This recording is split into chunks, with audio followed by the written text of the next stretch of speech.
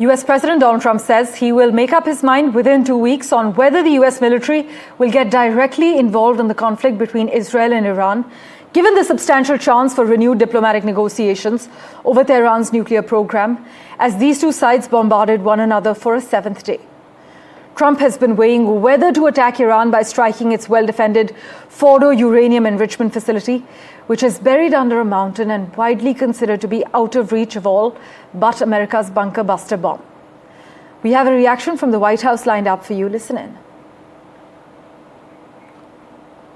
I have a message directly from the president, and I quote, "Based on the fact that there's a substantial chance of negotiations that may or may not take place with Iran in the near future, I will make my decision whether or not to go within the next 2 weeks." That's a quote directly from the president for all of you today. The president is saying that he will make a decision whether or not to go within the next 2 weeks. It's very clear and direct.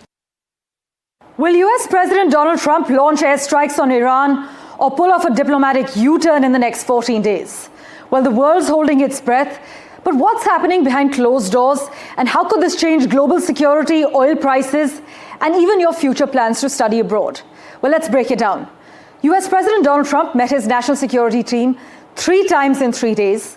He's weighing one of the biggest decisions of his second term, whether or not to join Israel in its military campaign against Iran. But insiders say Trump has 3 non-negotiables before giving the green light. The first one being, is a military strike absolutely necessary? Secondly, can the US avoid getting trapped in another Middle East war? And thirdly, will the strike actually eliminate Iran's nuclear capacity or just inflame it further? I'll tell you where it gets complicated. Even as war looms, there's direct back-channeled contact between Washington and Tehran, because Trump's envoy, Steve Witkoff, has been speaking to Iran's Foreign Minister Abbas Araghchi. Iran is reportedly willing to negotiate, even propose a delegation to the White House.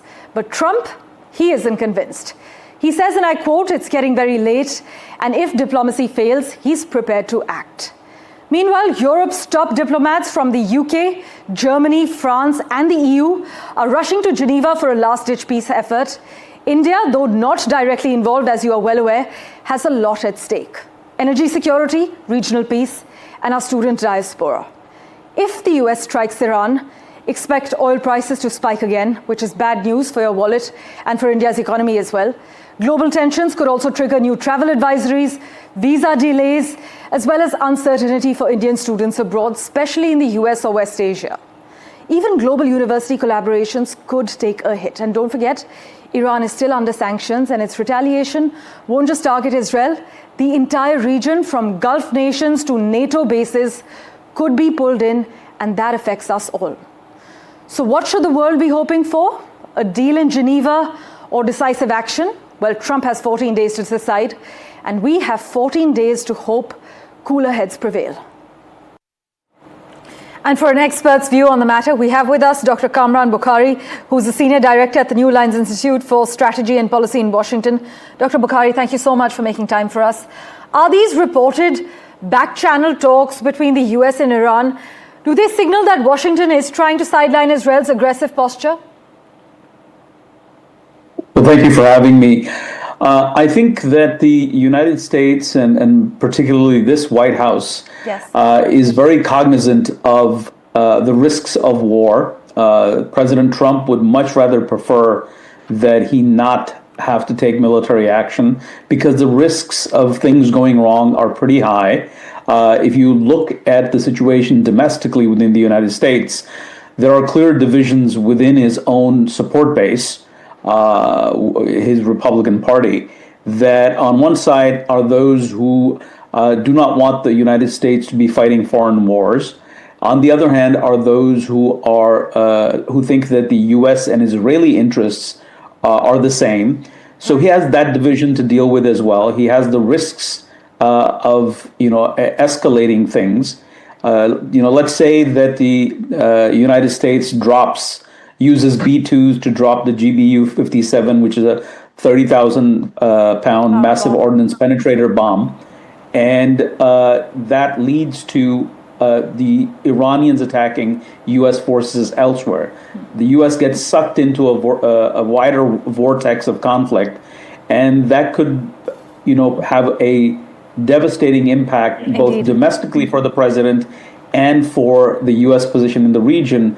So he's wanting to think this through, and he's going to wait for, to exhaust all diplomatic options. But I think that the Iranian imperative also is to come to the table. Right. Regional countries also want that to happen. And I think Israel has achieved most of its goals. And so I think there is a good chance that we can have diplomacy. Right. But if the US is speaking to Iran, of course, back channel talks, even after the Israeli hospital strike, is that sort of a sign that Washington's red lines are shifting? I don't think so. I think that Washington had one specific red line, which is that there can be no path to nuclear weapons for Iran. And that means 0% enrichment on Iranian soil. Now, how do you engineer that is the issue here. I think that Iran's losses are as such that the Iranians are also calculating that this is probably not worth it. And they also have huge risks, far more than anybody else. If the fighting goes on, if the Israeli strikes continue, there's a high probability of the regime losing control internally. Obviously, the Islamic Republic does not want to go there, and therefore it has enough incentive to come to the table.